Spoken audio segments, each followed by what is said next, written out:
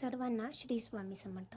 तर सकाळी सकाळी छान अशी देवपूजा करून घेतली, कारण काल आम्ही तिकडे गेलेलो होतो गुरुपीठला. म्हटल्यावर आज कोणीही लवकर उठलेलं नाही, आरामात उठलो, छान देवपूजा वगैरे झाली. केंद्रातसुद्धा आज जाणं मात्र जमलंच नाही. लगेचच मला इथे कोथिंबीर वडी बनवायची होती. अगदी छान कुरकुरीत कोथिंबीर वडी मी बनवलेली होती आणि आहोंना मागच्या वर्षी बनवली होती, अजिबात आवडली नव्हती. मात्र ह्यावर्षी आहोंनी अगदीच पूर्णपणे संपवली आणि टिफिनलासुद्धा घेऊन गेलेले होते. इतकी छान आणि टेस्टी कोथिंबीर वडी बनलेली होती. नंतर आहोंनी अगदी छान असे नूडल्ससुद्धा बनवले होते. कोथिंबीर वडी आणि नूडल्स कसे बनवले आहोंनी याचा जो काही फुल ब्लॉग आहे ना, तो उद्या तुम्हाला नक्की बघायला मिळेल.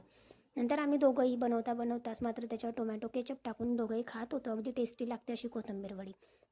या पद्धतीने तुम्हीसुद्धा ट्राय करा. आणि आता कोथिंबीर तर खूप जरा स्वस्त आहे, कारण सीझन आहे आणि थंडीमध्ये कोथिंबीर स्वस्त असल्यामुळे छान अशा कोथिंबीर वडी वगैरे आपल्याला बनवूनसुद्धा खाता येतात. नंतर आज जास्त काही बनवायचं नव्हतं. सकाळी म्हटल्यावर ब्रेकफास्टसाठी या 2च वस्तू होत्या, कोथिंबीर वडी आणि नंतर नूडल्स वगैरे.